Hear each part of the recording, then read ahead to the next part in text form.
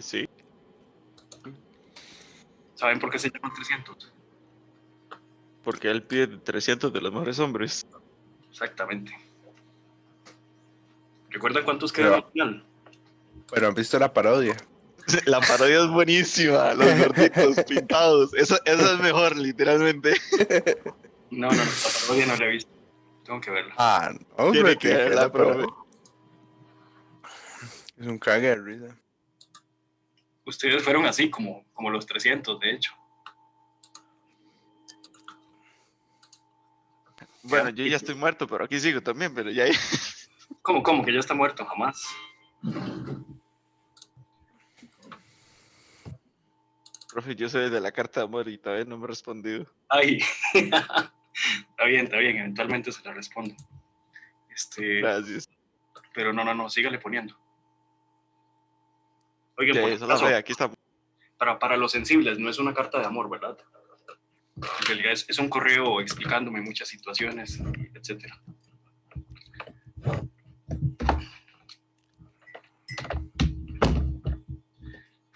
Ok, entonces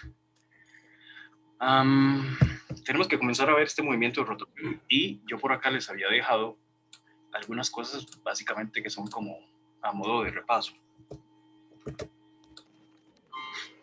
Entonces, ustedes tienen que saber pasar de radianes a grados y grados a radianes, por supuesto. Déjenme un toquecito para ver si... Okay. Recuerden que también hay relaciones entre los arcos de las circunferencias, un arco S, el radio y el ángulo. En esta parte del curso es muy importante que todo esté en radianes. De hecho, bueno, definimos la velocidad angular y ya saben que es parecido a la velocidad común y corriente, solo que ahora en vez de ver distancia entre tiempo, medimos ángulo entre tiempo. Igualmente tenemos una velocidad angular instantánea, ¿verdad? Que sería la derivada del ángulo con respecto al tiempo. Ahora, hay una ecuación que es esta de aquí que nos ayuda a relacionar la velocidad angular con la velocidad lineal, la común y corriente, y el radio de giro. Entonces, si uno conoce el radio y conoce la velocidad común y corriente, puede obtener la velocidad angular. No sé si han visto, pero por ejemplo en los olímpicos, cuando ponen a correr a la gente, nunca los colocan a todos en la misma posición, sino que los que están un poco más abiertos los colocan al inicio un poco más inicialmente, un poquito antes. ¿Entienden por qué les hacen eso? El que está en... Usted explicó en el audio, el que está en el círculo externo tiene que recorrer más distancia. Si los ponen todos en el mismo lugar, estaría en desventaja. Exactamente, ¿verdad? Por eso se les coloca cada vez más al frente. En cuanto a la dirección de la velocidad angular, vamos a suponer que la velocidad angular tiene la misma dirección del torque. O sea, si la dirección es antihoraria, decimos que es positiva. Si es horaria, decimos que es negativa. Y bueno, aquí igualmente hay otras variables importantes. Espero que ya hayan escuchado todo esto. Hay cosas que son de repaso. Igualmente definimos la aceleración angular. En la aceleración angular, pues puede haber media o también puede haber aceleración angular instantánea. Y al final llegamos a las ecuaciones que vamos a usar, que como les digo son las mismas ecuaciones de antes. Tienen exactamente la misma forma. La única diferencia es que en vez de velocidad lineal tenemos velocidad angular. En vez de tener posición X, tenemos ángulo. En vez de tener aceleración angular A, tenemos aceleración angular alfa. Pero son exactamente las mismas ecuaciones. Necesito que piensen en ese sentido para que no crean que es que hay nuevas ecuaciones. No hay nuevas ecuaciones en esta parte. Entonces, en resumen, estas son las ecuacioncillas que podemos usar. Ya sabemos que la aceleración tangencial, yo se los dije, es la misma aceleración común y corriente, que es la derivada de la velocidad tangencial con respecto al tiempo. Y también es el radio por la aceleración angular. Y a su vez, la aceleración radial es la rapidez al cuadrado entre el radio. Pase eso para acá, lo de la lavadora, y echa otra vez y tírala. Hola, alguien que está lavando tiene el audio encendido. Yo también necesito lavar ropa. Ok, entonces este ejercicio lo hicieron. Pero sí, el tiempo sí, muy fácil, pero no entendí cómo sacar la revolución. Ok, vamos No, a... me quedé perdido ahí.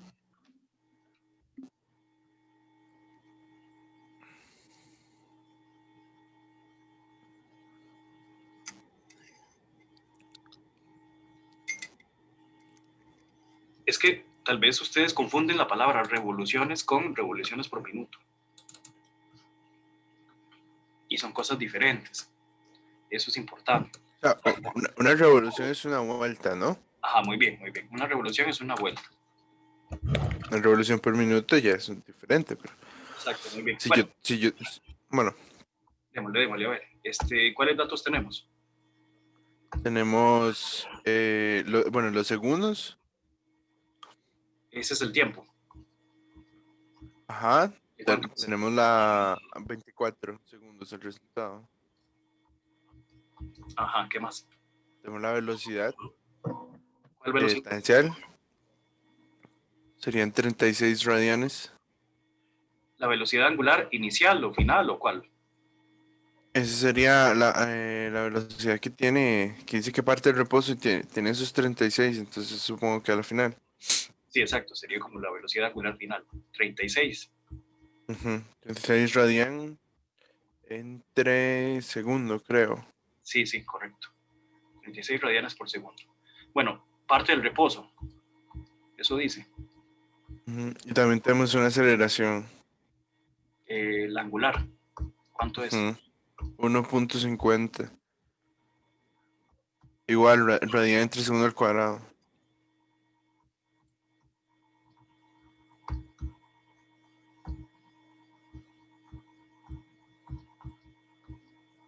Em, ok. Y bueno, la primera pregunta, ¿cuál era? Era a partir de la aceleración y la velocidad de despejar el tiempo. ¿Cuánto tiempo tarda en alcanzar una velocidad angular de 36 radianes por segundo, partiendo del Ujú, reposo? Esa es la A. entonces yo agarré la fórmula de la aceleración y la despejé ahí. Ah, ok. Entonces ya hicieron la A. Nadie Ujú. necesita que haga la A. ¿Está claro con la A? Si no me dicen nada, supongo que no es necesario hacerla. Profe, por si acaso se la puede hacer. Porfa. Ok, entonces en la A se supone que nos piden el tiempo. Entonces no tengo ese tiempo. Entonces en la A nos piden el tiempo. Y bueno, podría utilizar la ecuación general. La ecuación general del ángulo, tiempo, aceleración, velocidad angular y demás. ¿Qué es lo que dice la ecuación? Bueno, dice que el ángulo que se gira es igual a qué. Bueno, esa es una forma. Creo que hay otra más fácil, de hecho. Sí, es la aceleración es igual a Sí, la velocidad entre el tiempo. sí, sí, con esa sale más fácil todavía. La aceleración angular despejada, bueno, es la velocidad angular final menos la velocidad angular inicial entre el tiempo, ¿verdad? Ujú. Y bueno, de ahí despejamos el tiempo muy fácil. Sería omega final menos la velocidad angular inicial entre la aceleración. Esto es 0. Y bueno, ¿cuánto da eso? Los 36 entre el 1.5 y da los 24. 24 segundos. Ok, eso es muy fácil. En la B nos piden las revoluciones. Las revoluciones significa los ángulos, ¿verdad?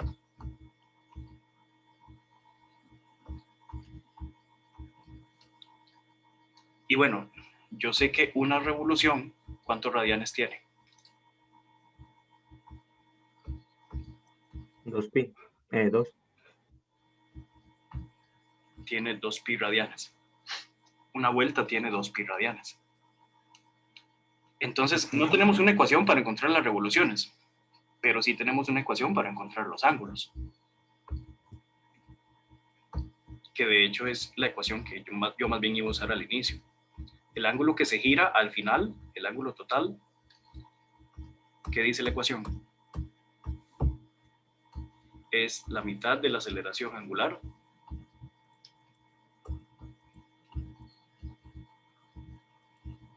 por el tiempo al cuadrado más la velocidad angular inicial por el tiempo más el ángulo del inicio. Ya entendí. Al inicio no había girado nada porque estaba quieta, se fue. La velocidad angular, al inicio, ¿cuánto es la velocidad angular? 0. Fue parte del reposo. Entonces se fue también.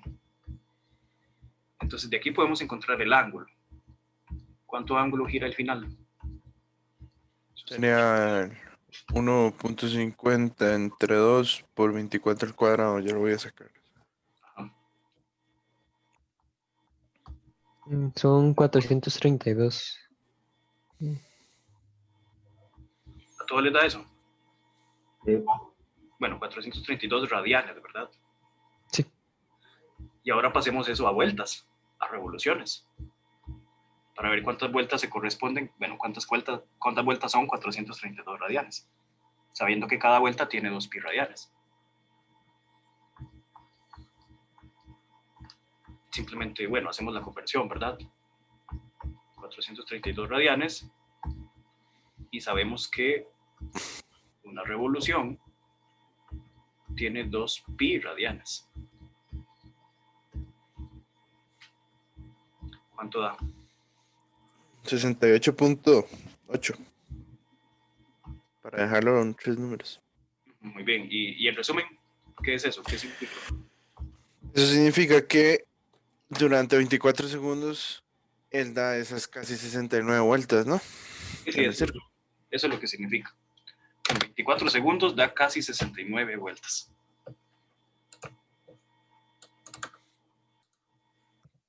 Ok, entonces ya que conocemos las ecuaciones del movimiento, pasamos a dinámica rotacional. Recuerden que la palabra cinemática significa el estudio del movimiento sin ver las causas.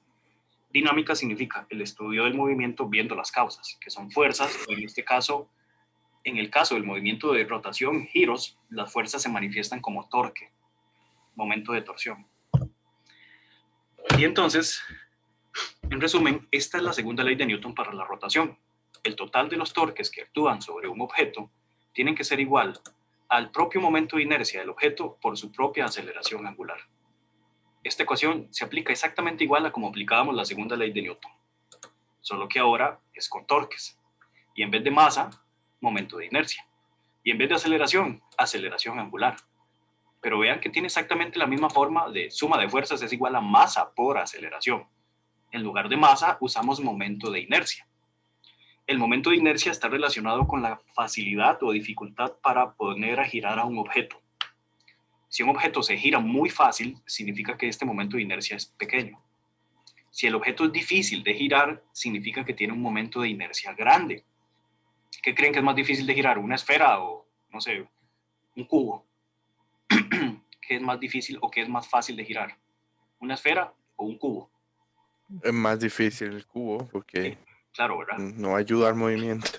Y no ayuda para nada. Exacto. De hecho, el momento de inercia de una esfera sólida, una esfera rellena, es el momento de inercia más pequeño que existe para objetos en 3 dimensiones.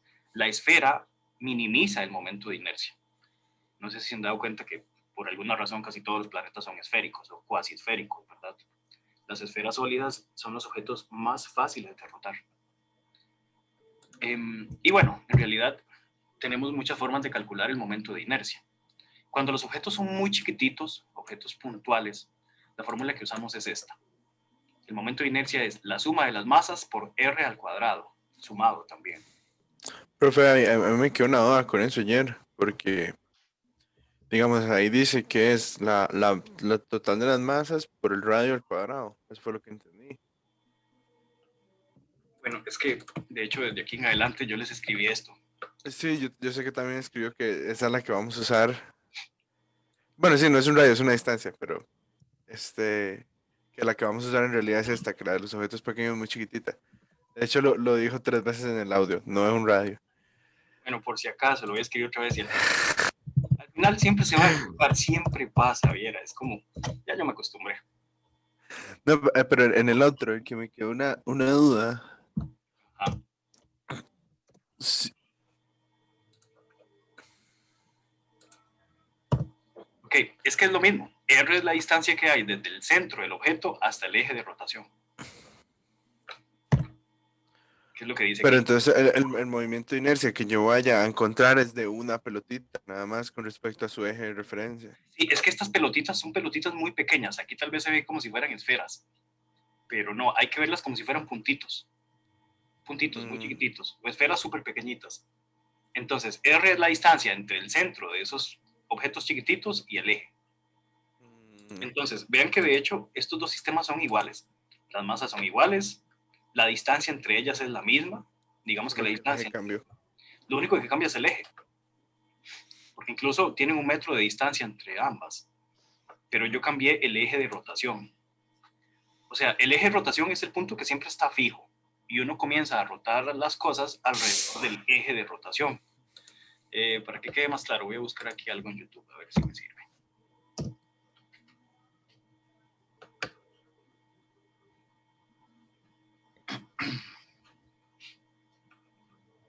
A ver, en un carro, para el eje de las llantas, ¿por dónde pasa el eje?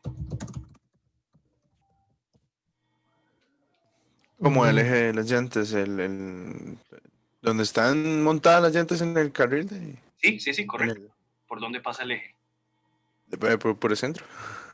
Por el puro centro, ¿verdad? Sí, muy bien. Pero a veces uno puede rotar el eje, digamos. Ok.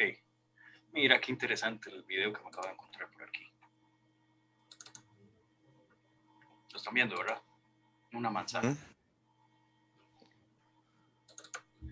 No se escucha el audio, sí, profe.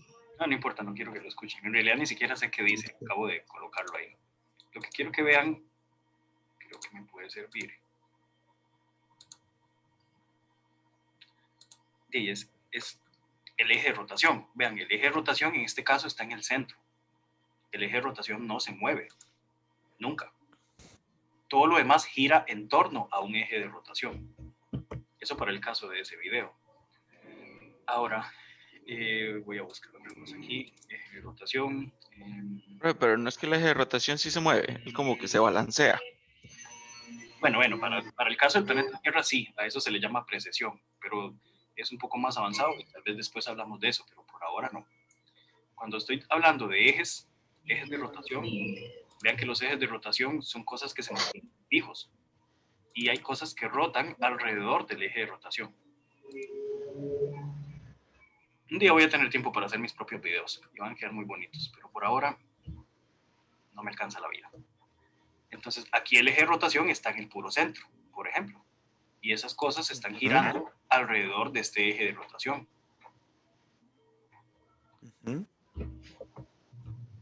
Ahora, el detalle es que uno puede cambiar el eje de rotación.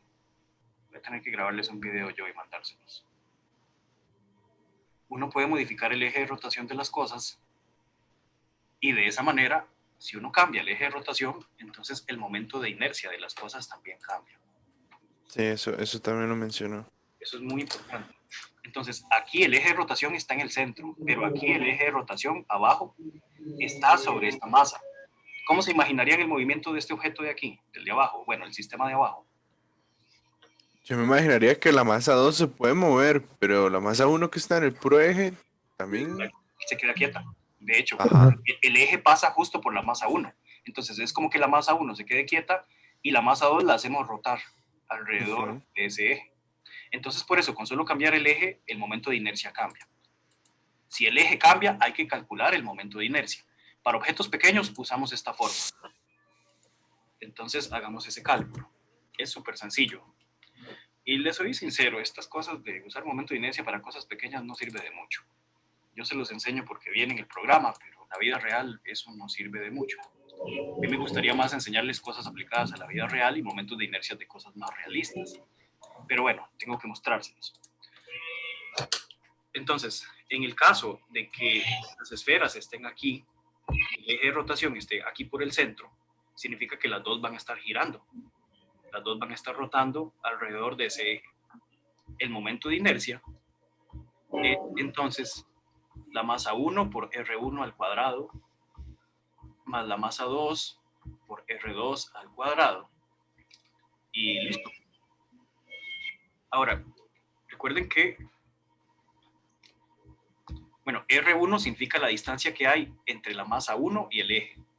¿Cuánto sería R1? Bueno, R1 es esta distancia.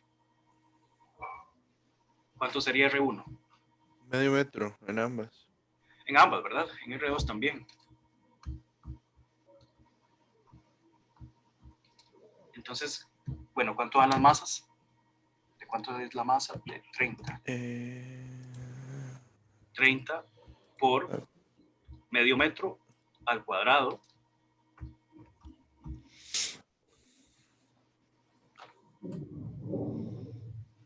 más, de ahí lo mismo, ¿verdad? Porque las masas son iguales y la distancia es igual. ¿Cuánto daría eso? Eso sería 15 por 2, daría 30 kilogramos por metro cuadrado. Sí, las unidades son kilogramos multiplicado por metro al cuadrado. Eso no da 15. Eso da 15, ¿no? Claro, pero es que estoy sumando 2. Si tuviera solo una, Vamos a ver. Eso mismo Es que da está en el Da, cuadrado. da 15. Sí, es 15 porque está en el cuadrado. Es 0,5 al cuadrado. por eso, pero es 15 para las dos, es que esa era mi duda.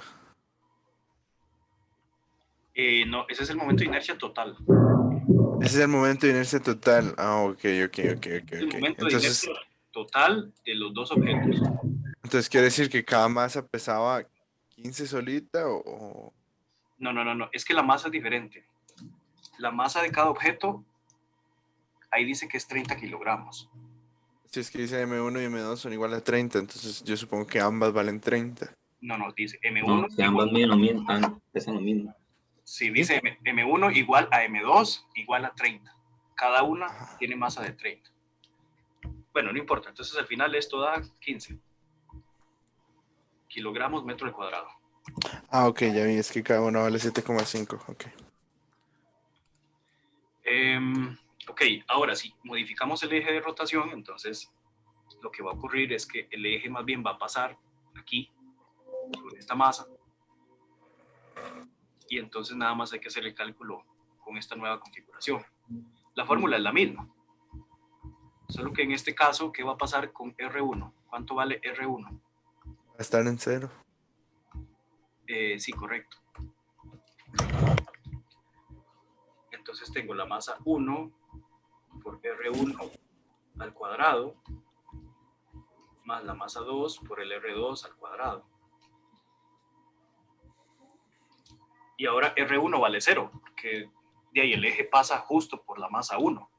¿Cuánta distancia hay entre el eje y la masa 1? No hay distancia. R vale 0. Entonces todo este término se hace 0. Y siendo así... 30 por 1 y queda el 30. Bueno, pues sí, entonces en este caso da 30, ¿da en este caso? Ujú. Sí. ¿Cuál es más grande?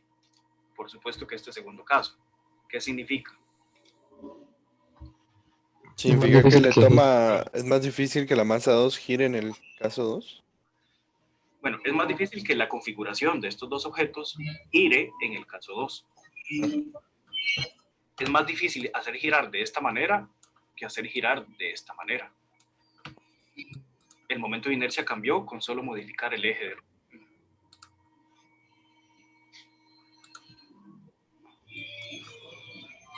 Eso es para objetos muy pequeños. Ya cuando tenemos objetos extensos, objetos grandes, objetos continuos, debemos utilizar esta definición, que es una definición integral. En este caso, el R es la distancia que hay desde el eje de rotación hasta cada diferencial de masa. Entonces, por ejemplo, vamos a hacer esto. Demostrar que para el eje de rotación mostrado, o sea, el eje de rotación está aquí en el borde, el momento de inercia de esta varilla que está aquí, teniendo densidad uniforme, y un largo L, es esto que está aquí. 1/3 de su masa por su longitud elevado al cuadrado. Entonces, vean que el eje de rotación está aquí en el puro extremo, en el borde. Vamos a calcular el momento de inercia así, suponiendo que el eje de rotación está en el borde.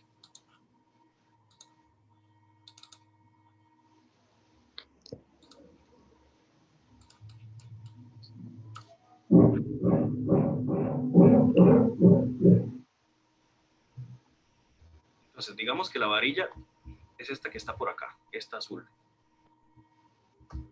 Es solo una, solo que... Ok, y el eje de rotación va a estar entonces aquí, en el puro borde. Este es el eje. Si este es el eje de rotación, bueno, esa varilla puede girar alrededor de ese eje.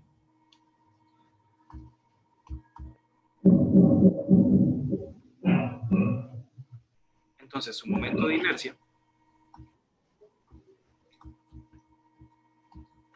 simplemente es, bueno, la definición integral. ¿Qué dice la definición? R al cuadrado de M. Eso que está ahí. Ahora, otra vez, esta varilla es una varilla delgada. Como es una varilla delgada y tiene densidad de masa uniforme, podemos utilizar la definición de densidad lineal de masa que vimos en la clase pasada, de M de L. Recuerden que dL es la posición donde se ubica la masa de M.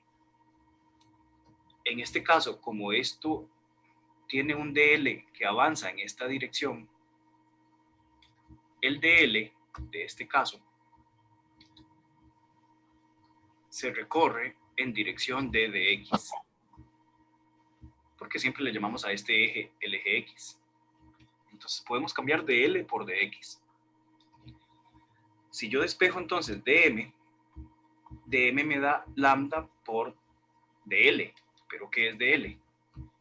Bueno, dl es dx. Y hacemos ese cambio de variable, como siempre lo hemos hecho. Y ahora, R, ¿qué es el R? Bueno, R es la ubicación de cada uno de los elementos de masa. Aquí, por ejemplo, hay un pequeño elemento de masa, es como masitas muy pequeñitas. Dm es la ubicación de los elementos de masa. Resulta que hay muchos dm, hay un montón de dm's. Y todos avanzan también en la dirección de x. Para este caso, que es una línea recta, los diferenciales de masa también avanzan en esta dirección. Y entonces R, recuerden que R en general es la distancia que hay entre el eje y cada elemento de masa. Por ejemplo, entre el eje y este primer elemento de masa de aquí, este sería el R. Pero hay muchos elementos de masa, muchísimos. Entre, no sé, este último elemento de masa de aquí, también se hace un R, que avanza desde el eje hasta acá.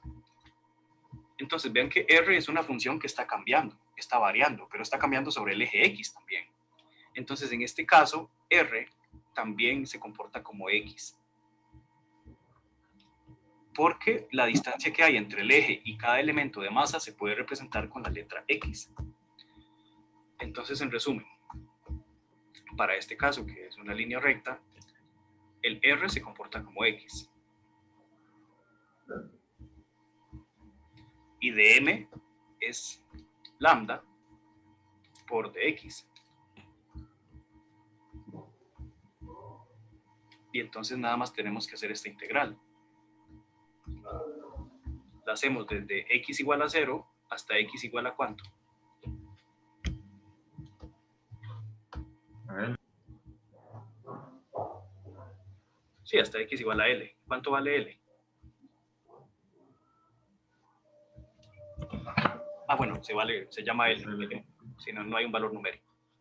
L mayúscula, nada más. Entonces, esto sería el momento de inercia. Y bueno, integrar eso es muy sencillo. Lambda, en este caso, es una función constante, porque este ejercicio dice que la densidad es constante. Si la densidad es constante, la densidad puede salir. Y entonces tenemos x al cuadrado de x. Y bueno, ¿cuál es la integral de eso? Sí, X a la 3 sobre 3. Evaluado de L a... Bueno, 0 a L. Pero... Sí, entonces la integral es simplemente lambda, que es su densidad lineal, por x a la 3 entre 3 evaluado de 0 hasta L. Y bueno, eso simplemente va a dar entonces lambda por L a la 3 entre 3. Ahora, si ponen atención, ese no es el resultado que andamos buscando. Pero lambda es algo que conocemos. Lambda es la densidad lineal de masa. Lambda es la masa, bueno, es el de M entre el de L. Pero como es una densidad constante, se comporta igual para toda la masa y para toda su longitud. ¿Lo ven? Es como tener la masa total entre la longitud total, porque esta densidad es constante. Si no fuera constante, tendríamos que encontrar cuál es la masa total y cuál es el largo total, pero en este caso sale de una vez. La densidad se distribuye de forma uniforme, así que en la masa total M mayúscula, bueno, se distribuye el largo total L mayúscula también. Entonces, simplemente podemos hacer el cambio y decir que lambda es M sobre L. Entonces tengo M entre L por L a la 3 entre 3. Y bueno, claramente de aquí se cancela un 3 con una L de aquí y obtenemos M tercios de L al cuadrado. Y este es el resultado del momento de inercia para este caso que estamos haciendo. ¿Tienen alguna pregunta?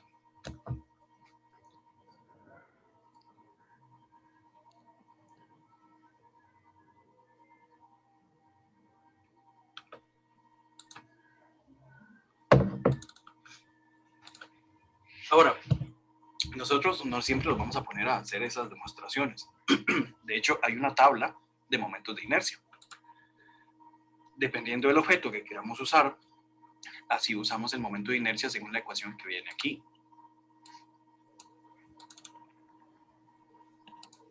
Por ejemplo, si el objeto es una masa chiquitita, una partícula, una masa puntual, ya habíamos visto este. Es m por su r al cuadrado. Que recuerden que esta r es la distancia del objeto hasta el eje. Ese fue el ejercicio, el primero que hicimos hoy. Bueno, uno de los primeros. Si tenemos una varilla delgada y el eje pasa por el centro, como aquí, es diferente que cuando el eje pasa por el borde. ¿Lo ven? De hecho, el del eje por el borde es el que acabamos de hacer para una varilla muy delgada. 1/3 de m por l al cuadrado. Pero si en lugar de pasar por el borde, el eje pasa por el centro, la fórmula que usamos es esta otra. 1 sobre 12 por m por l al cuadrado. ¿Cuál configuración es más fácil de girar? ¿Esta varilla que está aquí o esta varilla que está aquí? La B. ¿Por qué la B?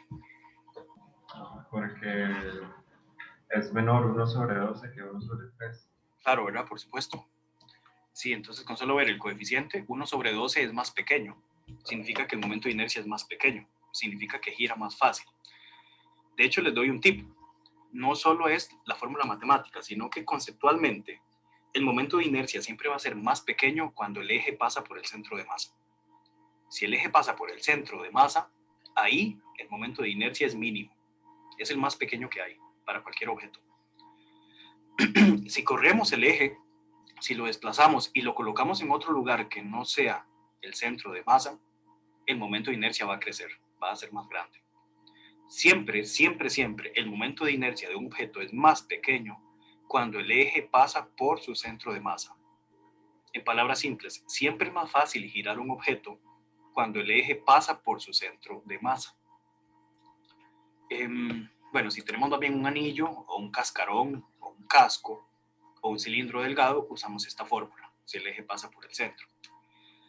Si el disco o cilindro es sólido, como este de aquí, el E, un disco o un cilindro se comportan igual si el eje pasa por el centro. El momento de inercia sería 1/2 de m por r al cuadrado. Es bueno que se aprendan este porque aparece por todo lado. 1/2 de m r al cuadrado es el momento de inercia de un disco o un cilindro. Aparece por todo lado. Al igual que el de la esfera. Aparece por todo lado. Deberían aprenderse estos dos, el de la esfera y el del cilindro como mínimo, porque todo el tiempo aparecen. En el caso de una esfera sólida, su momento de inercia es 2/5 de m por r al cuadrado. El cilindro anular, o sea que tiene un hueco y luego está relleno y luego el hueco. Bueno, tiene esta formulita de aquí, que vincula ambos radios. Un cascarón, casco esférico, significa lo mismo que cascarón esférico. ¿Qué es un cascarón esférico delgado? ¿Alguien lo puede explicar en palabras simples? Una esfera, pero sin el relleno, digamos, sin nada dentro. Sí, exacto. Solo el contorno. Solo el contorno, exactamente. Es como la cáscara de, no sé, que usted le quite el relleno de la manzana y se quede solo con la cáscara. Entonces, el cascarón esférico delgado es eso, es como una esfera, pero sin el relleno. ¿Qué es más fácil de girar? ¿La esfera sólida, como esta que está acá, que está rellena? ¿O la esfera hueca?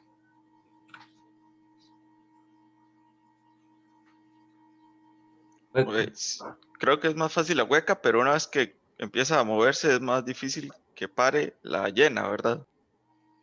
No, recuerden que la inercia funciona en los dos sentidos Sí. igual, así como la inercia de una moto. Una moto es fácil de acelerar y también es fácil de detener. Un furgón tiene mucha inercia. Es difícil de acelerar y difícil de desacelerar, difícil de detener. Por eso. El momento de inercia funciona igual. Si algo se pone a girar fácilmente, detener su giro también es relativamente sencillo. La pregunta es, ¿cuál de los dos tiene menor momento de inercia? ¿La esfera sólida o esta esfera, digamos, que es hueca, el cascarón nada más? Si no lo pueden ver conceptualmente, hagan el análisis de los coeficientes.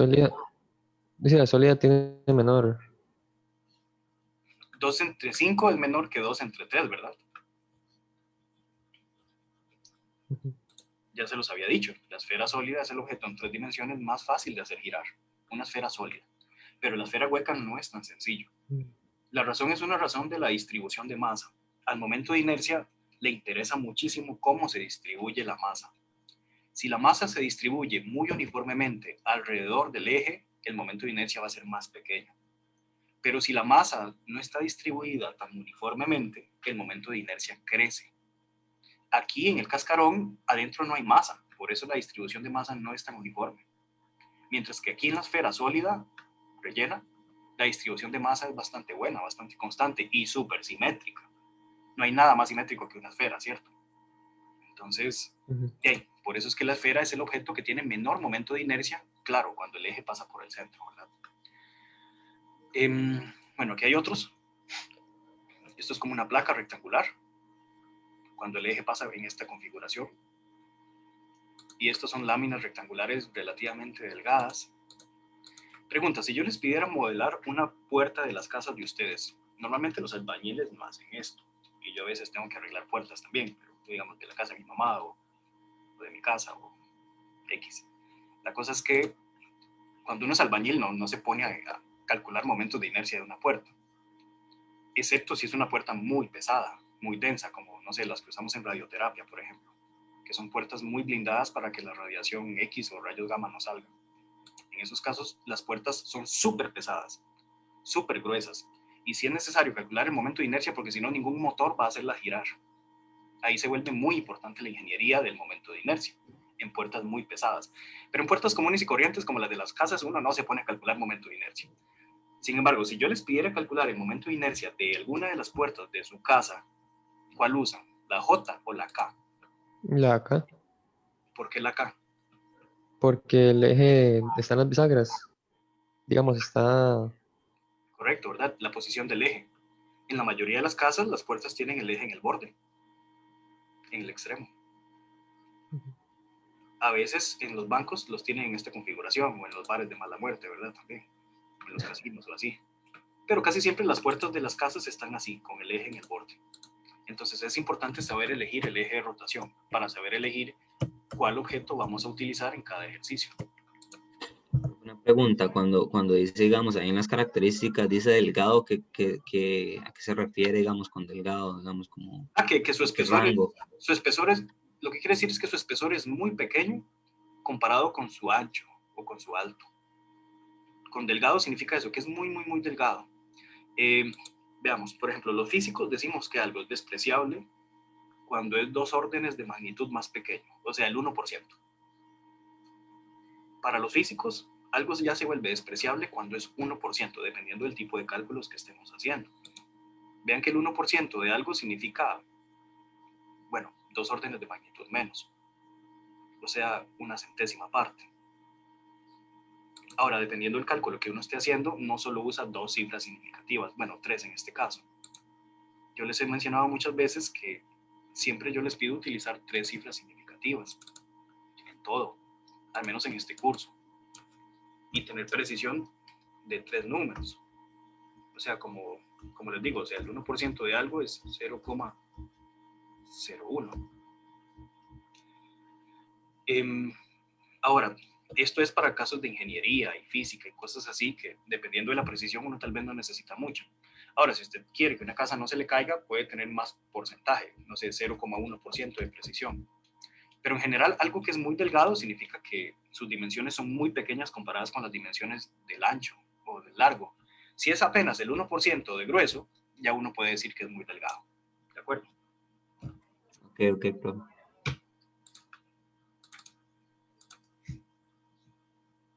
¿Ya están viendo la presentación? Sí. Ok, bueno, esto les queda de tarea por ahí. Este también les quedaba de tarea. El teorema de los ejes paralelos, que es súper útil, sirve para cuando uno tiene que modificar el eje. Si usted modifica el eje, recuerde que tiene que cambiar su momento de inercia. Y hay 2 formas de calcular el momento de inercia. Bueno, 3.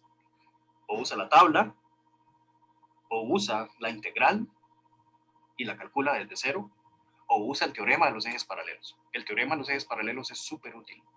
Se ve difícil y todo, pero en realidad es bastante sencillo. De hecho, voy a ejemplificar el teorema de ejes paralelos usando este ejercicio de acá.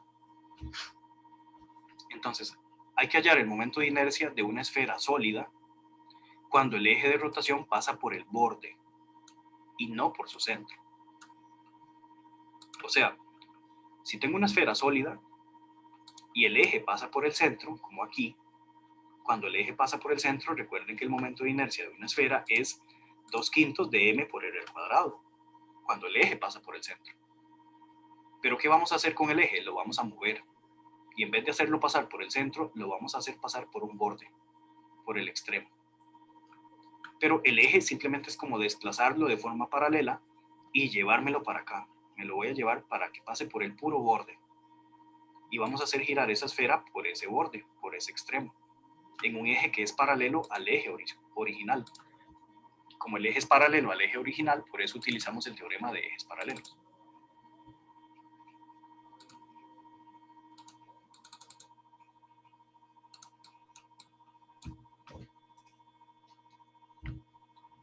¿Ya ven la pizarra?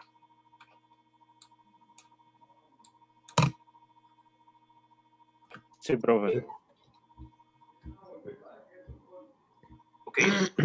Si usted tiene la esferilla y el eje pasa por el puro centro y hacemos girar a la esfera así, como es el caso del eje del planeta Tierra, pasa por el centro. Está inclinado, pero pasa por el centro. Si es así, el momento de inercia, bueno, ya sabemos cuánto es el momento de inercia, les dije que se lo aprendieran. Estos son muy útiles, aparecen por todo lado. Es 2/5 m por r al cuadrado. 2/5 mr al cuadrado. L al cuadrado. Sí, eso es cuando el eje pasa por el centro. Ujú. 2/5 por su masa, por su radio, este R sí es un radio elevado al cuadrado. Pero ahora, en vez de colocar el eje ahí, voy a colocar el eje en otro lugar.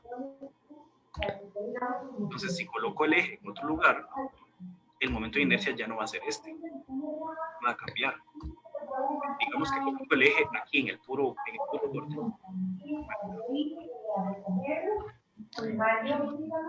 Entonces, el eje pasa por acá, por el puro borde, y hacemos girar a la esfera aquí, alrededor de ese nuevo eje.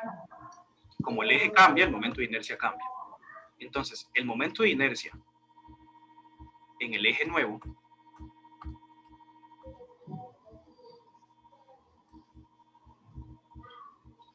que es un eje paralelo al eje anterior, es igual a ¿qué? Al momento de inercia que tenía en el centro de masa. Ese lo tenemos, el momento de inercia en el centro de masa. Sí. Bueno, más la masa total del objeto por una distancia d elevada al cuadrado. Donde esta distancia d, ¿qué es? La distancia d es la distancia que hay entre el eje del centro de masa y el nuevo eje. Esa es la distancia d. De hecho, la voy a colocar aquí en verde. Entonces, la distancia d es la distancia que hay entre el eje que había en el centro de masa y el nuevo eje. ¿Cuál era el momento de inercia en el centro de masa? Bueno, 2/5 de m por r al cuadrado, más la masa total es m. ¿Y cuánto vale la distancia d minúscula? R. Recuerden que estamos pasándolo cuando el eje pasa por el borde. Si el eje pasa por el borde, ¿cuánto es esta distancia? Bueno, es de casualidad. Profe, perdón, se me apagó la luz, sí, apagonazo. Tranqui. Entonces, de casualidad, en este caso, la distancia d minúscula es lo mismo que un radio. ¿En dónde están en la presentación para ubicarme? En la número 20, hay el momento de inercia de una esfera sólida cuando su eje de rotación pasa por el borde. Estamos aplicando el teorema de ejes paralelos. Y bueno, 2/5 de m r al cuadrado más m r al cuadrado, ¿cuánto da? 7/5 de m al cuadrado. Claro, ¿verdad? Da 7/5 de m por r al cuadrado. Este es el momento de inercia en el nuevo eje. Y vean qué fácil lo hicimos. La otra forma de hacerlo es buscar alguna tabla donde exista. No creo, pero puede ser. Y si no, hacer la integral. Y hacer la integral de esto, más no es nada fácil. Es una m completa. Entonces, si ustedes tienen que cambiar el eje de rotación, usen el teorema de ejes paralelos. No se pongan a integrar porque si no, eso se les lleva 3 páginas mínimo. Y no tienen tiempo para eso. Entonces, si hay que cambiar el eje de rotación y colocar el eje en otro lugar, usen el teorema de ejes paralelos, que es súper fácil. O sea, mae, salió 3 líneas. En serio. Y ya tenemos el momento de inercia del nuevo eje. ¿Dónde es más difícil girar este objeto? ¿En el eje original o en este nuevo eje? En el original. En el eje original, bueno, el eje original estaba en el centro de masa, ¿verdad? En el puro centro. Recuerden que siempre el momento de inercia del centro de masa es más pequeño. Ahí era más fácil girarlo. Es más difícil girarlo en este nuevo eje, porque está alejado del centro.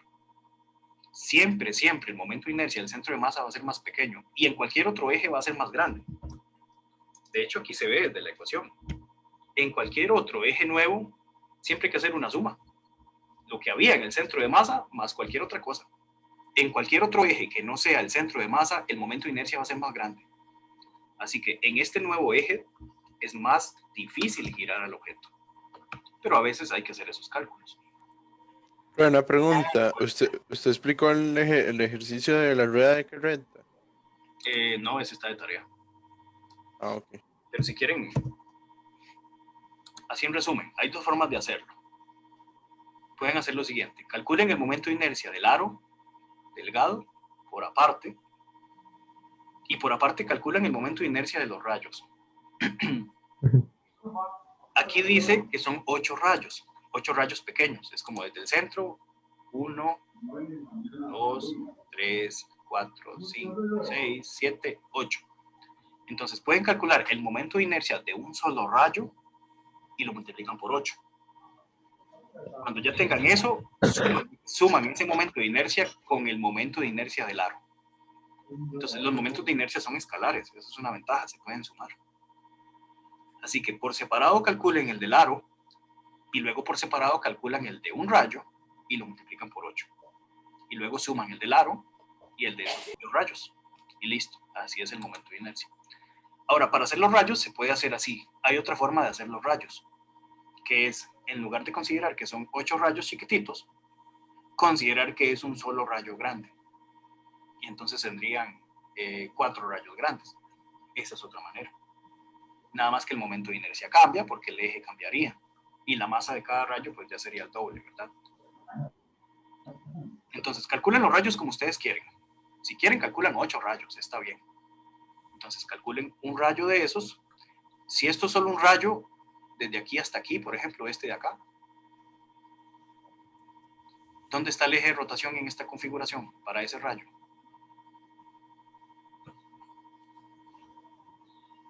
En el puro centro, A un ¿no? lado. Sería No, es que es el detalle. Si ustedes utilizan un rayo como todo el rayo del diámetro, el eje estaría en el centro.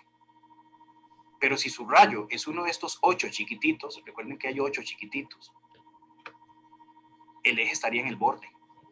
Y si el eje está en el borde, hay que usar otro momento de inercia. Deben tener mucho cuidado con eso.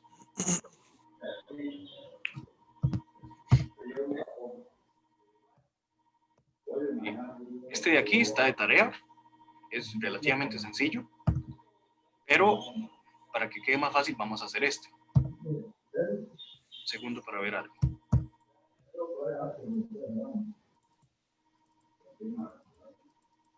Estos quedan de tarea.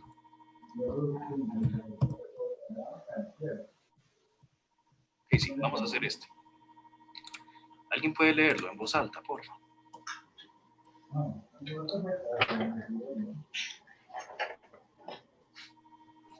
Dice, considere el sistema que se muestra en la figura P10.36 con la masa 1 de 20 kilogramos y la masa 2 de 12,5 kilogramos, con una distancia de 0.200 metros y una masa de la polea de 5 kilogramos. Si el objeto masa 2 descansa sobre el suelo y el objeto masa 1 está a 4 metros sobre el suelo cuando se libera del reposo. El eje de la polea no tiene fricción. La cuerda es ligera, no se estira y no se desliza sobre la polea. Calcule el intervalo de tiempo requerido para que M1 golpee el suelo. Esa es la primera pregunta. La otra dice, ¿cómo cambiaría su respuesta si la polea no tuviera masa?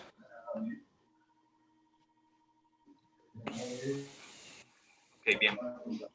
Tenemos que encontrar el tiempo que tarda la masa 1 en golpear el suelo. ¿A alguien se le ocurre qué podríamos hacer? Digamos en palabras, en orden de ideas. O sea, uno pensaría en caída libre y de ahí ajusto la fórmula que tenía ya de las que tenía las 4 que cambiamos. A ver, ¿por qué caída libre? O sea, no caída libre exactamente, pero como va cayendo la masa Es movimiento y vertical. tengo una altura.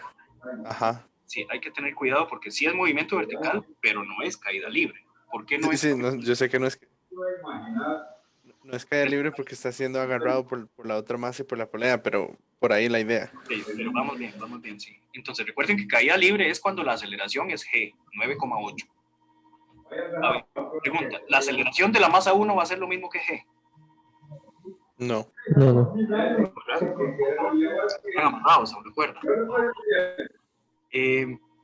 Recuerden también, chicos, hay alguien que tiene el micrófono y hay mucho ruido en el fondo, entonces tal vez si no están hablando, apagarlo, por favor. Cuando una compañía de esos dueños me iba a vender la casa y no Voy a silenciar. Listo. Ok, entonces, la aceleración de la masa 1 va a ser igual que la aceleración de la masa 2, eso ya lo sabemos, porque están pegados a una cuerda. Bueno, su magnitud va a ser la misma. La masa 1 se va a acelerar para abajo, la masa 2 se va a acelerar para arriba, pero las magnitudes van a ser iguales.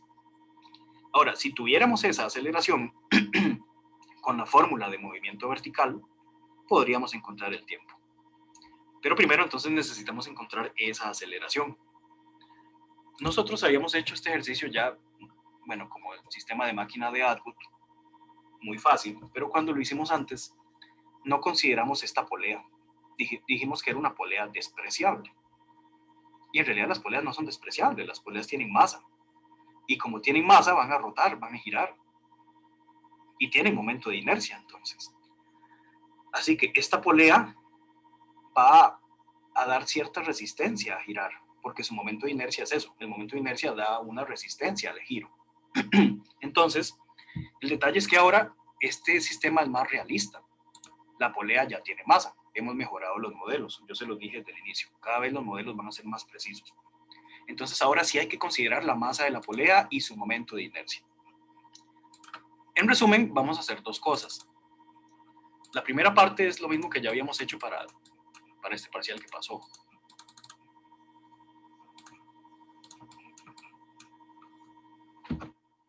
Entonces vamos a aplicar suma de fuerzas en Y es igual a la masa por la aceleración en Y. Esta ecuación la vamos a aplicar para los objetos que se trasladan.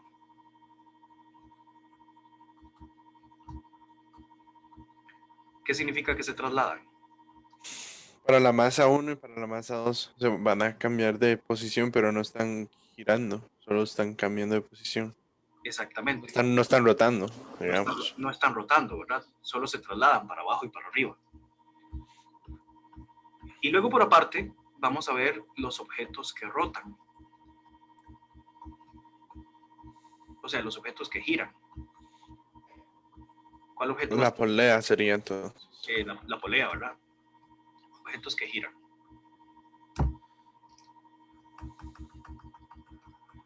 Entonces, para los objetos que giran, ¿cuál fórmula vamos a usar?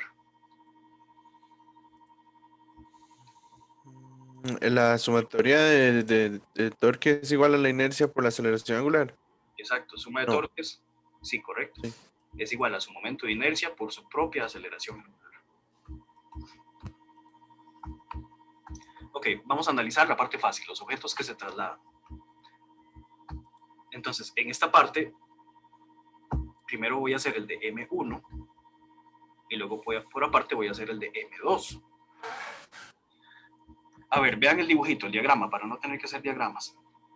En el caso de M1, ¿cuáles son las fuerzas que actúan sobre M1? La tensión y la gravedad. La tensión, ok. Entonces comienzo para M1. La tensión 1, ¿positiva o negativa? Sería negativa, pienso yo. Vean, la masa 1 es la masa que está a la izquierda. Sí, pero ella iría bajando, ¿no? Y la tensión no estaría en contra del movimiento. La tensión, Ajá. recuerden que la tensión siempre va desde el centro del objeto hacia afuera, en dirección de la cuerda. Es positiva. Si la tensión 1 es positiva, va para arriba. ¿Qué otra fuerza actúa sobre M1? La gravedad. A ver, pensé que no iba a tener que hacer el diagrama, pero los veo muy perdidos. Entonces, este es M1. Fuerza sobre M1. La tensión, ¿verdad? La tensión 1, que va para arriba, y el peso. La gravedad no es una fuerza. Bueno, sí, la fuerza, el peso. Sí, bueno, hay físicos incluso, y me caen bien mal, porque parece que no fueran físicos, que dicen la fuerza de gravedad. La gravedad es una aceleración, que multiplicada por la masa da peso, ¿verdad? Entonces, sí, la tensión 1 y el peso. Si aplico la segunda ley de Newton para la masa 1, bueno, obtengo algo bien fácil. La tensión es igual al peso y ya tiene uno la masa y lo saca. No, jamás. La tensión 1 menos el peso es igual a la propia masa 1 Ah, pero es que se está moviendo, sí es cierto. por su propia aceleración. ¿Para dónde se va a mover? Busquemos el Para signo abajo. de esta aceleración. Se va a mover para abajo, ¿verdad? ¿Qué hacía yo para simplificar eso? ¿Qué decíamos? Esa aceleración es negativa porque va para abajo, entonces coloco este negativo al frente, ¿cierto? Ujú. Ok, vamos a la masa 2. Es que se está moviendo y pensé que sí, se me fue. Sí, la idea de esto es, ellos se van a comenzar a mover justo después de que se mueven. Entonces, ¿qué pasa con la masa 2? Fuerzas. Igual, tengo la tensión de la misma cuerda, la misma tensión. En realidad ya no es la misma. Yo les había dicho que era la misma para el primer parcial porque no considerábamos el momento de inercia de la polea. Y la polea rotaba simplemente, digamos, sin resistencia. Y por eso las tensiones eran iguales. Pero en realidad las tensiones no son iguales. Yo se los mencioné muchas veces. Y aquí vamos a ver esa diferencia. Aquí tenemos Ok. la tensión número 2. Ah, bueno, este es el peso 1, el de la masa 1. Y bueno, para abajo en este caso pues viene el peso 2. W2. Entonces aquí tenemos la tensión 2 menos, bueno, tiene la misma forma que la otra, menos el peso 2 es igual a ¿qué? A la masa número 2 por su propia aceleración. Recuerden que la magnitud de la aceleración de la masa 1 y la masa 2 es la misma. Los dos tienen la misma magnitud de la aceleración, porque están pegados a una cuerda. Dijimos eso 1000 millones de veces. La única diferencia es la dirección.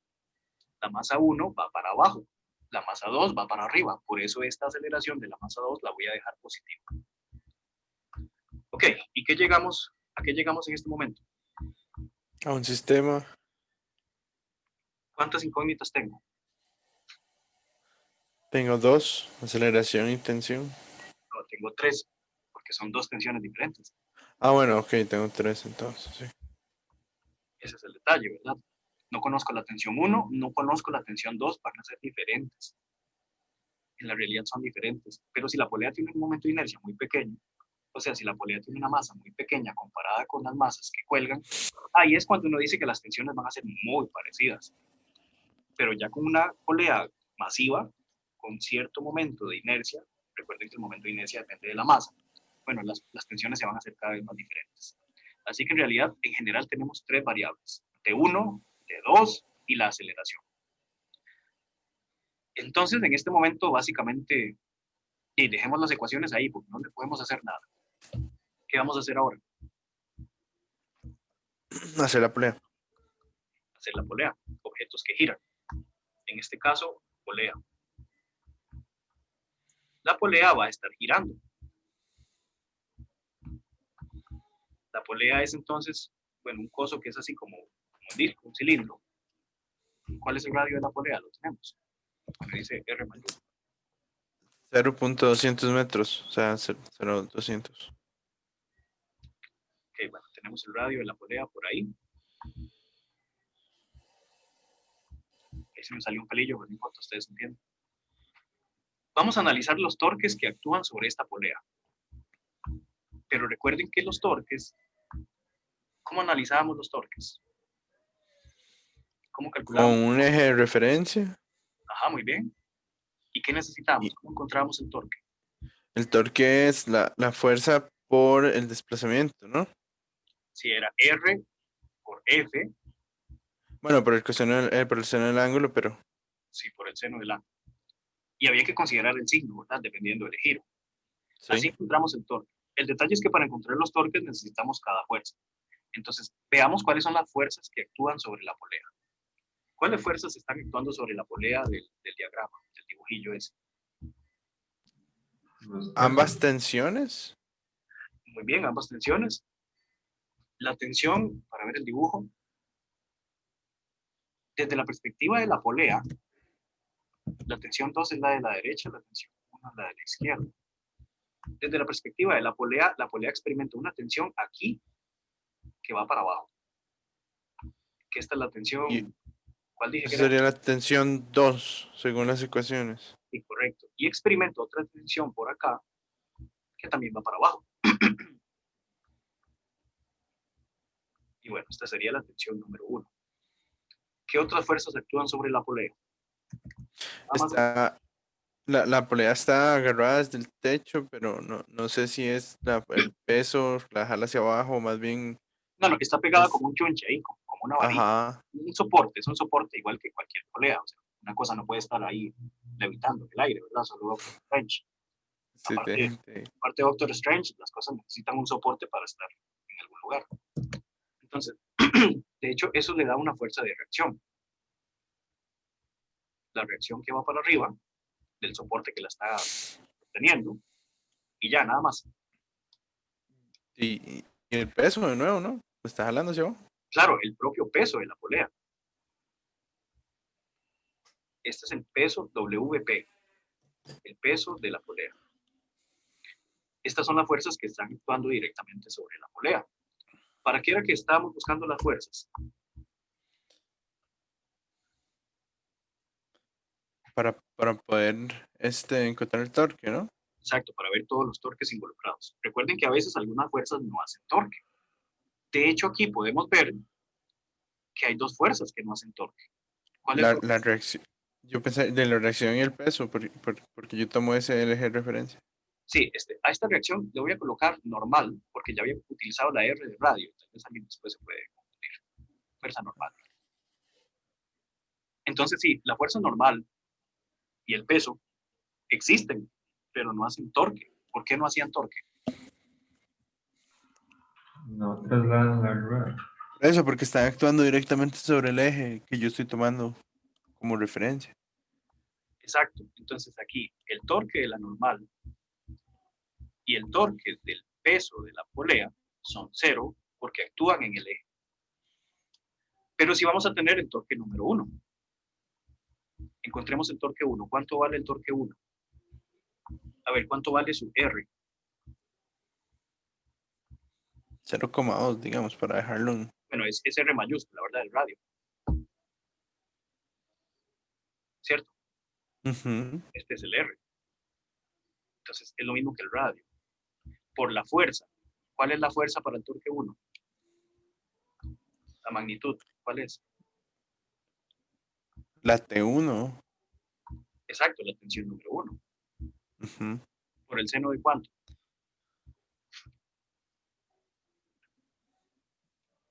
Serían 180, no sé. No, recuerden que ese es el ángulo formado entre el R y la fuerza.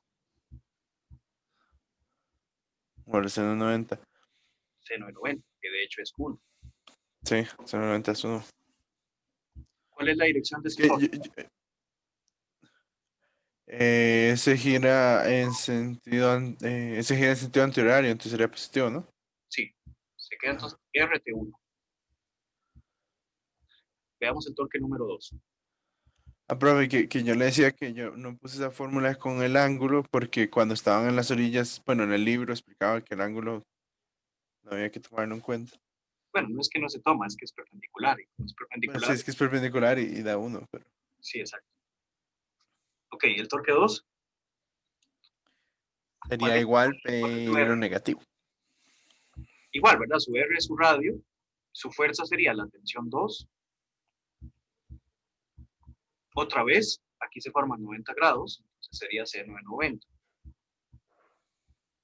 Otra vez, esta cosa daría 1. Entonces sería R por T2, pero hay que considerar la dirección de ese torque. ¿Qué dirección tiene? Es que se va a horario. El giro que produce la tensión 2 sería horario y es un giro negativo. Entonces hay que colocar ese negativo. Muy bien, ya tenemos todos los torques. ¿Para qué es que buscamos los torques? Para meterlos aquí, al lado izquierdo de la ecuación. Suma de torques. Ok. Ahora, encontremos el momento de inercia.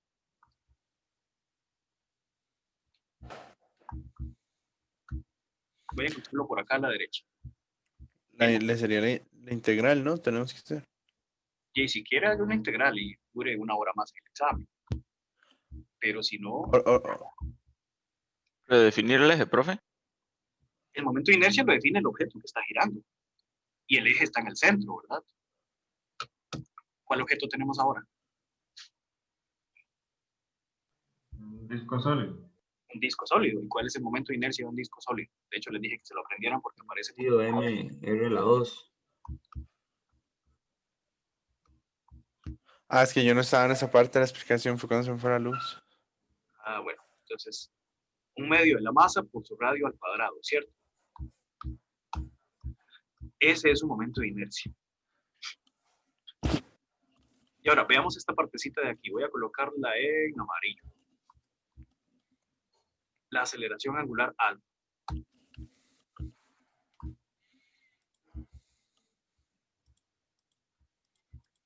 Hay una relación entre la aceleración angular alfa y la aceleración lineal común y corriente.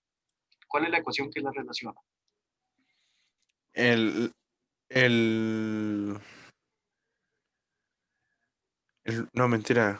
Radio por la rapidez angular. Eso me habla.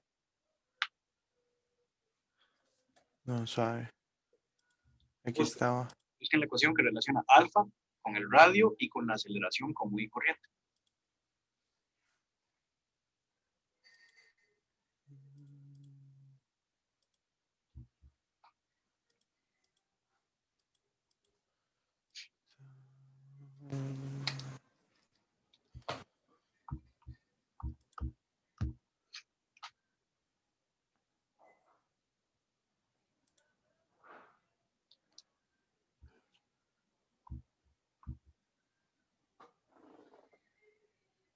Ah, bueno, aquí está, la aceleración tangencial es igual al radio por la aceleración angular.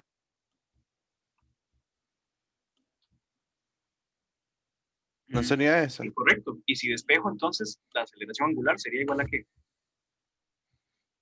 A la aceleración tangencial entre el radio. Exacto. Esta relación que está aquí es súper útil también. ¿Ven ese color amarillo feo? Es que no tengo más colores. Bueno, entonces ya tenemos todos los términos de esta ecuación de aquí. Armemos esa ecuación. Entonces, regresando a esta ecuación que dice suma de torques es igual a I por A. Bueno, nada más un detalle para la aceleración angular. Hay que colocar la dirección, porque recuerden que es una ecuación vectorial. Tiene flechita de vector. ¿Qué dirección tiene la aceleración angular de esa polea? La dirección de la aceleración angular va a tener la dirección en la cual se está acelerando. ¿En qué dirección se va a acelerar la polea? Se va a acelerar hacia el lado de la masa más grande, hacia la masa 1, para Exacto. girar. Y podría decirse como hacia la izquierda, como hacia abajo. Bueno, ¿cómo le llamamos a ese giro? Ese sería un giro antihorario, entonces lo dejaría positivo, ¿no? Exacto, sí, la aceleración angular, en este caso no siempre va a ser así. En este caso igual se queda positiva porque va a girar de forma antihoraria. Bueno, entonces ahora sí, metamos todos los valores en la ecuación. Suma de torques. ¿Qué nos había dado la suma de torques? Sería RT1 menos RT2. Ajá, muy bien. Es igual a momento de inercia. ¿Qué nos había dado el momento de inercia? Sería M al cuadrado. No, M entre 2 R al cuadrado. Ajá. Okay, y ahora la aceleración angular, ¿qué nos dio? Por la aceleración tangencial entre el radio. Ajá. La aceleración entre el radio. Muy bien. Y ahora simplifiquemos un toquecito. Voy a quitar esta R, voy a hacer un factor común de R a la izquierda y lo voy a tirar a la derecha de la ecuación. ¿Entienden? Para no tener que hacer una línea extra. Entonces quedaría un R al cuadrado abajo. Sí, exacto. Tiro el R para abajo, lo despejo. Bueno, aquí estaba A entre R, pero el R que saco aquí a factor común, bueno, lo despejo y lo tiro para allá, ¿verdad? Ah, pero entonces también lo puedo quitar con el otro R. A eso iba, tal vez no lo iban a ver. Entonces sí, me quedó un R al cuadrado abajo y muere, ¿verdad? Es una bendición de los dioses cada vez que cancelamos términos. Entonces me quedo con una ecuación más reducida. T1 menos T2 es igual a M medios por la aceleración. Ay, qué bonito. Y ahora tengo otra vez 1, 2, 3 incógnitas, pero ¿cuál es la ventaja? Aquí teníamos otras dos ecuaciones. ¿Me siguen? Voy a hacer lo siguiente, voy a despejar de aquí T1. Esto lo pueden hacer como ustedes quieran, pero yo lo voy a hacer de esta manera. De aquí voy a despejar T1.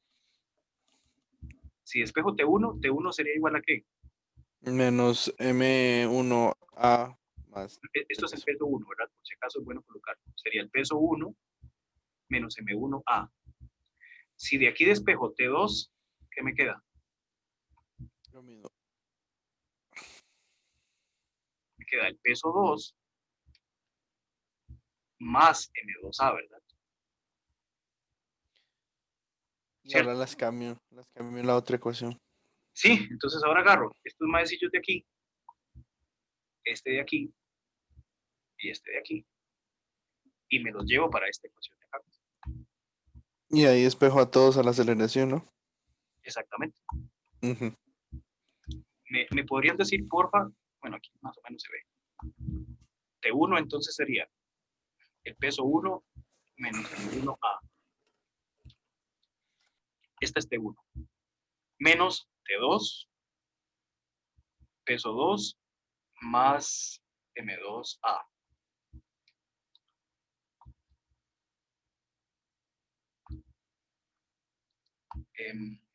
¿Todo bien? Peso 1 menos M1A menos peso 2 más M2A, sí, todo bien. Y esto tiene que ser igual ¿a qué? A la masa mayúscula. Recuerden que la M mayúscula, ¿qué significaba? La M de la polea. Es la masa Eh, de la polea. Sí, correcto. bueno, del disco. Sí, del disco. Bueno, la polea que es un disco. Y de aquí, vean que tenemos todas las masas. Lo único que no tengo es la aceleración. Hagamos ahí un toquecillo de álgebra. Peso 1 menos M1A menos el peso 2 menos M2A es igual a M medios de A.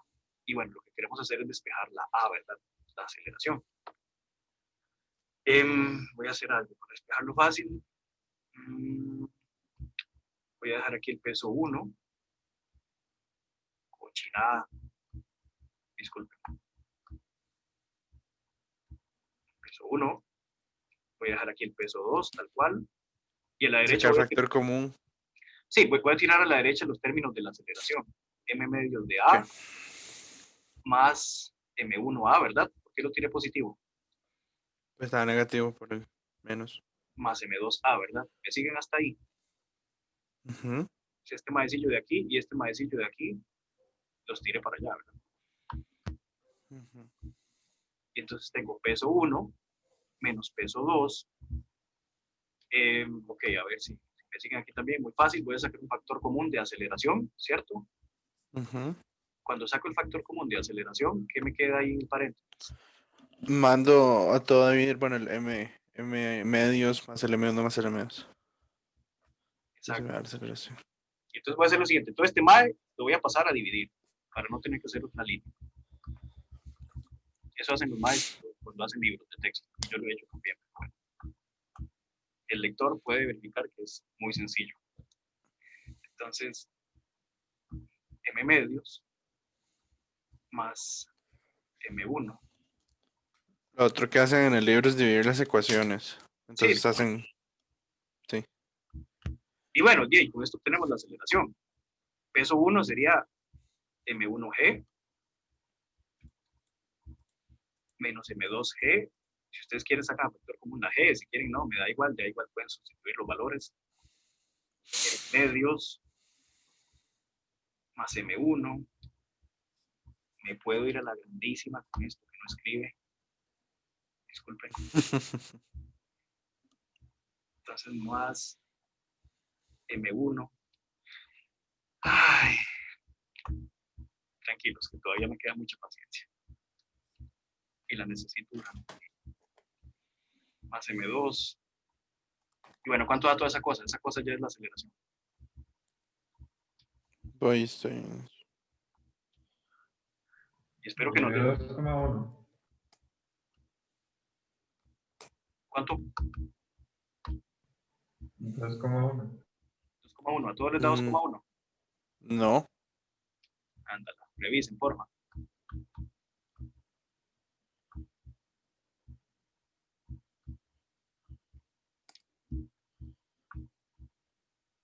No, mentira, sí. 2,1. Me comí una coma. Bueno, tiene sentido porque es menor que la magnitud de la aceleración de la gravedad. Me asustaría que dé 10, 11, no sé. Bueno, como ya tenemos la aceleración, ¿para qué andamos buscando la aceleración desde un inicio? Para sacar el tiempo en que la masa golpea el suelo. Exacto, entonces voy a volver por aquí arriba.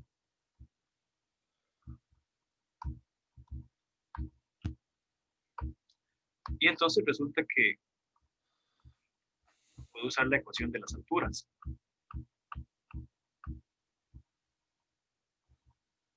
Y es igual a 1/2 de la aceleración por el tiempo al cuadrado. ¿Más qué? ¿Qué decía? La aceleración por el tiempo al cuadrado más la velocidad inicial por el tiempo más la posición inicial. Sí, sí, exacto. Esa ecuación ya todos se lo saben. En realidad solo hago tiempo mientras esta cosa se organiza. ¿Qué fue, profe, que se le dañó el lápiz de escribir? Sí, sí, y es que no he sacado suficiente tiempo para arreglarlo. Tampoco lo he llevado para que lo vean. No he tenido tiempo de hacer nada. Entonces, le hice ahí como un medio arreglo, pero medio me sirve y no me sirve completamente. Un MacGyver ahí. Dice MacGyver. Entonces, es un medio de la aceleración por el tiempo al cuadrado más la velocidad inicial por el tiempo más la altura inicial.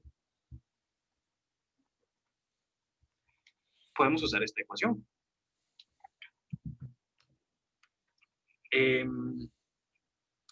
A ver, tengo la altura inicial. Sí. Vean que el tiempo que tarda la masa 1 en caer es igual que el tiempo que tarda la masa 2 en subir, ¿verdad? Así que es la misma cosa. Pero bueno, hagámoslo con la masa 1. ¿Cuál sería Y final entonces? 0 porque va a tocar el suelo. 0 es igual. Bueno, la mitad de la aceleración. ¿Cuánto dio la aceleración? 2,1, 1,0. Pero como va para abajo, o sea, si estamos usando la perspectiva de la masa 1, esa aceleración va para abajo, entonces debe estar negativa, ¿verdad? Recuerden que 2,1 es la magnitud de la aceleración.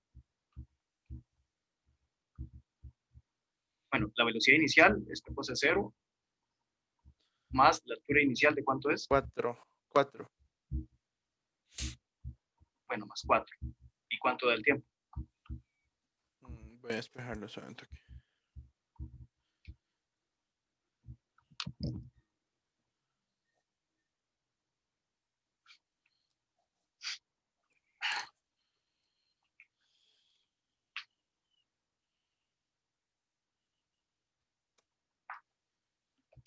.95 segundos. Efectivamente. Sí, eso da. Que chequea, porque si no, imagínense, hacer todos estos cálculos para que algo no ve. Sí. Bueno, entonces ahí tienen. Vean que sí hicimos muchas vueltas y demás. De hecho, bueno, hay una pregunta B. ¿Cuál es la pregunta B? ¿Cómo cambia la respuesta si la polea no tuviera masa? O sea, si fuera despreciable la masa de la polea. Creo que queda claro que si la masa de la polea es despreciable, hacemos la máquina de agua, la simple, común y corriente. Ahora, desde la perspectiva de la aceleración que encontramos, que fue esta fórmula, ¿qué pasa si la polea no tiene masa?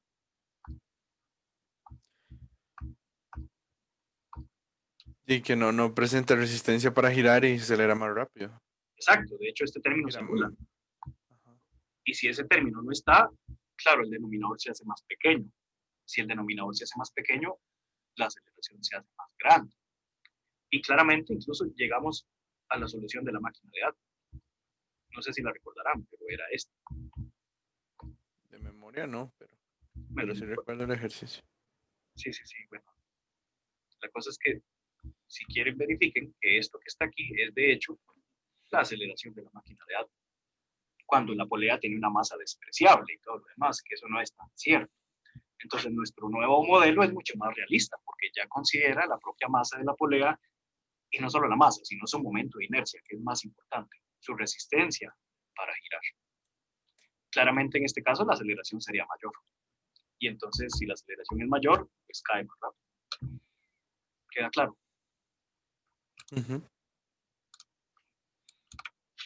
Bueno, entonces se los dejo usando energías después. Inténtenlo haciendo energías para usar energías. Simplemente pueden utilizar la conservación de la energía también. Solo que antes, por ejemplo, teníamos solo energía de traslación, que es la mitad de la masa por la velocidad al cuadrado, lo que está aquí a la derecha. Ahora también hay energía de rotación.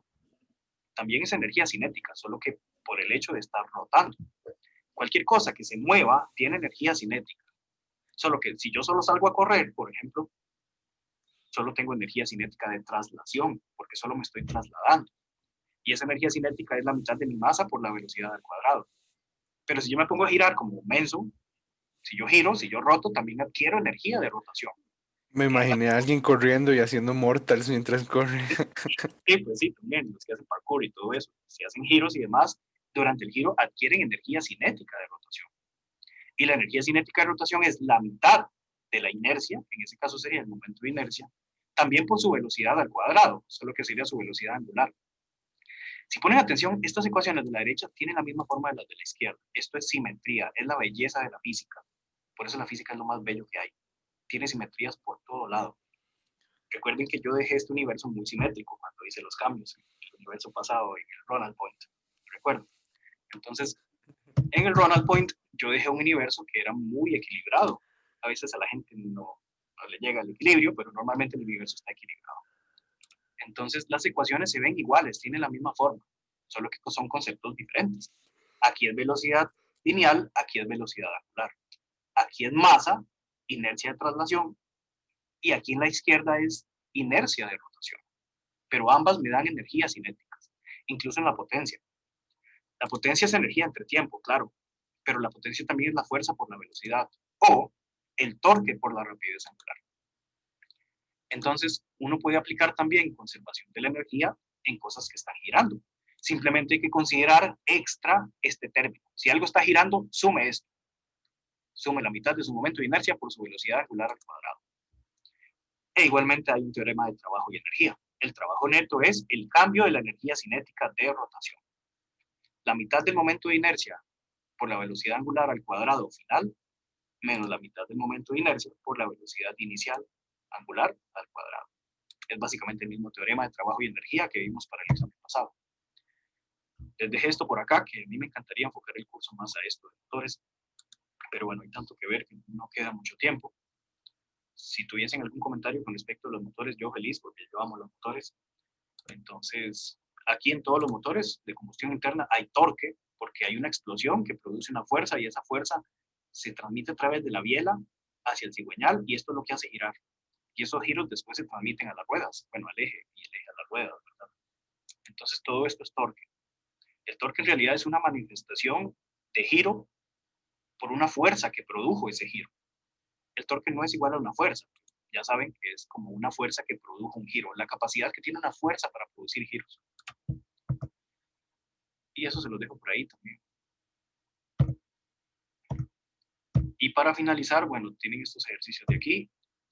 Tienen la energía total, por si acaso. Recuerden que la energía total, si un objeto está rodando como una bola que no tira en el suelo, la bola se está trasladando, o sea, tiene velocidad angular, tiene también velocidad lineal. Si analizamos solo su energía cinética de traslación, es este término de aquí. La mitad de la masa por su velocidad al cuadrado. Si analizamos su energía cinética de rotación, es este término de aquí. La mitad del momento de inercia por su velocidad angular al cuadrado. Entonces, algo que está rodando, yo se lo dejé aquí en el audio, como una bola, o las llantas del carro también están rodando, se trasladan mientras giran sobre sí mismas. Tienen los dos términos de energía cinética. Una pregunta. Sí. ¿Cómo fue esa parte de que justo en el momento que toca el suelo está quieto? Eso me dejó un toque. Sí, es un poco loco, ¿verdad? Me dejó medio rayado. Veámoslo aquí. No parece, pero sí. Por ejemplo, esta es una rueda. Si esta rueda va para adelante, su velocidad aquí en este punto, su velocidad tangencial va para adelante, ¿verdad? ¿Cierto? Pero resulta que la rueda no solo se está trasladando, también está girando así. ¿Ven el giro del cursor? Sí. Resulta que justo cuando va por aquí abajito, perdón, ahora sí, justo cuando va por aquí abajito, la rueda va girando así, su velocidad tangencial va para la izquierda, que es R por omega. Y es exactamente la misma que esta, pero va en dirección contraria. Se cancela. Es muy loco, pero sí. Siempre, siempre, siempre, el punto de contacto de una rueda que está rodando en el suelo está en reposo, está quieto. Es loquísimo. No parece, pero es así.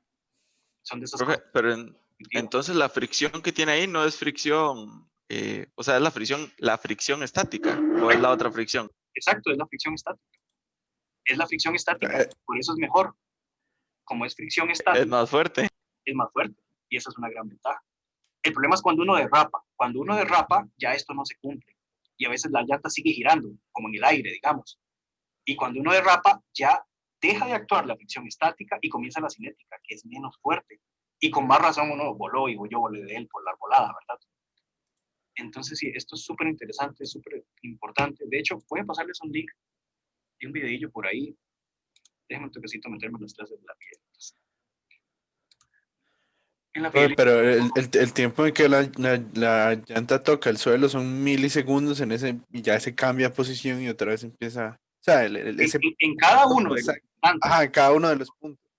siempre en el instante que está en contacto con el suelo, en ese instante está en reposo.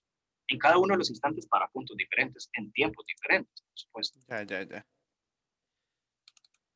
Sí, eso le iba a decir que no eran milisegundos, no hay un tiempo en el que esté, o sea, no es una cantidad de tiempo en la que esté estático, sino que es en el instante Sí, es en que es cero. el solo momento. Sí, correcto. Loco, Sí, es lo había loco, pensado. pero sí, es correcto. Ya voy. Es que quiero mandarles un videillo muy interesante para que lo vean. Es de Veritasium también.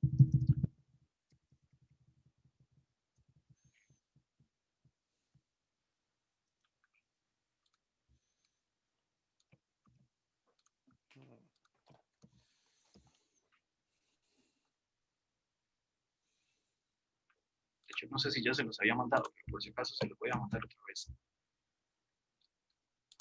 Véanlo cuando tengan tiempo, hablan un poquito de todo esto. De hecho, cada vez que el maestro esté hablando, usted va a decir, maestro, eso ya lo vimos en física, ¿qué tuanes? Así que, ténganlo en cuenta por ahí.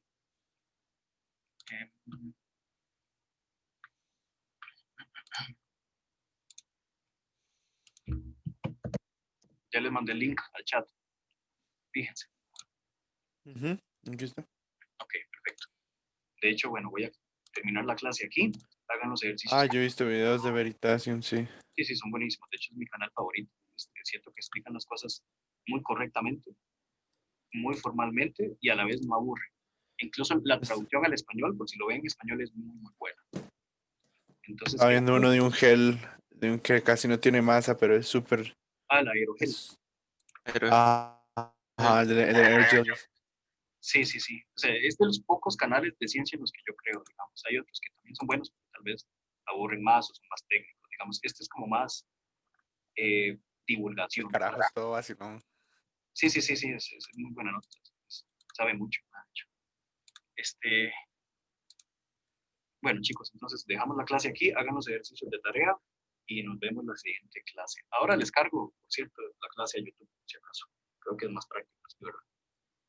Bueno, Bueno, profe, gracias. Profe, gracias.